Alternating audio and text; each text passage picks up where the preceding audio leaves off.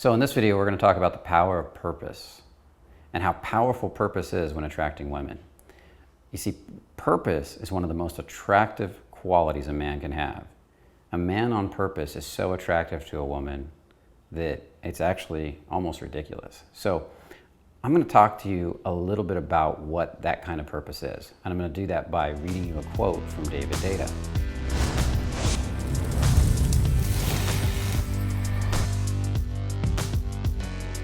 I think Deida really nailed it here and kind of brings it home.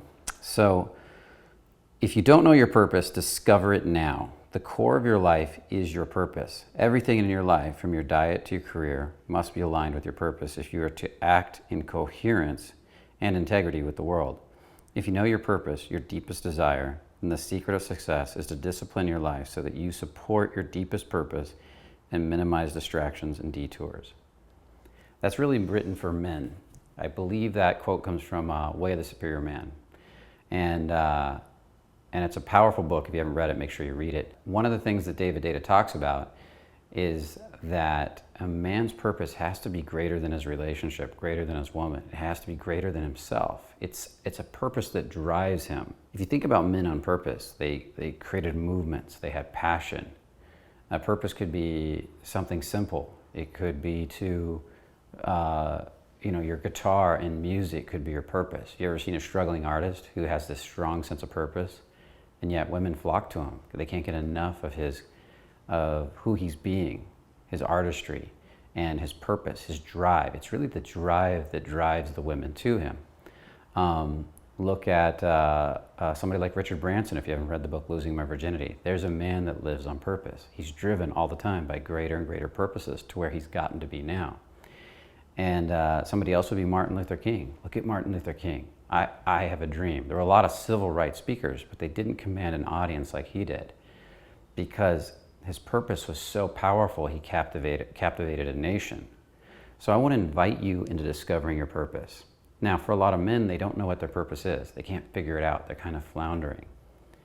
And there's two things you can do about that. You can start picking a purpose and just working and doing, and as you move through it, you'll start to discover more about yourself. And every time you discover more about yourself, your purpose will evolve. And as you mature and work through more challenges, accomplish more things, and you're driven a little bit more to get more done, you'll start to get closer and closer to your real purpose. As you get closer to your real purpose, your reason for being alive, your reason for doing the things you do, you're going to find you have more drive, more energy, more excitement to get up and do stuff.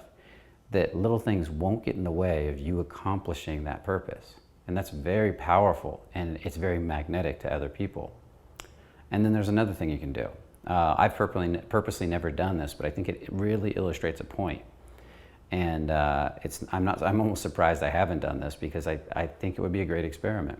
But Deida talks about getting a tent and moving into your backyard and just sitting in that tent with no distractions. No books, no phone, no dog to pet, nothing like that. And you sit and do nothing.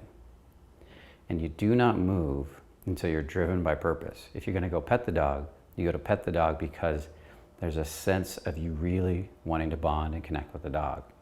Give love to the dog. Have a sense of purpose right there, not just distraction. He says most likely you'll be distracted and your mind will wander and bounce around. You'll think about all kinds of different stuff. But eventually something will happen. And that thing will most likely you'll have to go to the bathroom. And don't get up and go to the bathroom till it becomes your purpose. Till you're driven so much, that you have to go to the bathroom, so much that it's your purpose to go to the bathroom. And then you'll begin to understand what purpose is. Then you wait till you're motivated to move out of purpose to do everything you do in your life. And that's another way to train yourself. Now, I've never personally experimented with that one. But we talk about a concept here called proactive reactive. And reactive is when you try to get rid of the tension in any situation. Like if I'm going to go do the dishes, I want to do the dishes as fast as possible to get rid of the tension versus moving through the tension consciously, exploring it and learning to enjoy it. Same thing with approaching a woman. I'm going to approach the woman as fast as I can to get it over with in hopes that I'll get her phone number so I can take her on a date. But the likelihood of you getting her phone number, if you go over there just to get the job done so you can try to get her phone number, is pretty much zero. But if you can actually enjoy the tension, savor the tension of walking up to talk to her, connect with her a little bit, and not try to rush through it, not worry about what people are thinking, not worry about the embarrassment, step into that, what might seem like a large amount of tension, and actually connect with her and get a little vulnerable, then your odds of getting that phone number are much, much bigger, actually quite large, if she's single. And that's a man on purpose. A man on purpose is on purpose from moment to moment, second to second. He's on purpose the moment he walks up to that woman. He's on purpose while he's talking to her. He's not trying to rush to the next second. He's not trying to be somewhere else. This is where I'm at right now. This is what I'm doing. But there's still always his greater purpose driving him, whether it's to build this big company, to become a great artist, or to raise a family. It could be to raise a family and to have his children be the healthiest and part of himself that he's ever created. But his purpose is always greater than himself and greater than his partner in his relationship. It has a greater purpose overall. And she comes and gets invited into that purpose. So I want to invite you into finding your purpose, to going out and exploring, to journaling about your purpose, journaling what you're learning, and every day refine it a little bit. And the sooner you find that purpose, whatever it is, orientate your life around it. Build structures around it, just like Deida says. Does your nutrition support your purpose? Does your exercise support your purpose? Does your lifestyle support your purpose? Because your purpose isn't something you're doing in passing. It's the reason you're alive. So if you already know what your purpose is, I'd love to hear about it. Make sure to comment below. And if you're working on your purpose, put some comments down there to talk about what's going on for you. If you're having troubles, you're struggling, whatever it is, we'd love to hear about it. And make sure to subscribe if you haven't subscribed. And as always, what would you do if you were not afraid?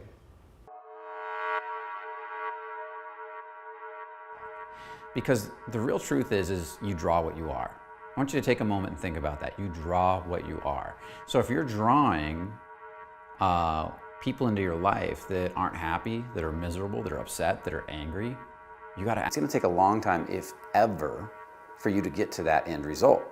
Because your mind is not going to associate fun and joy and pleasure with the things that you have to do, that you're dragging yourself to do. For a lot of you, you have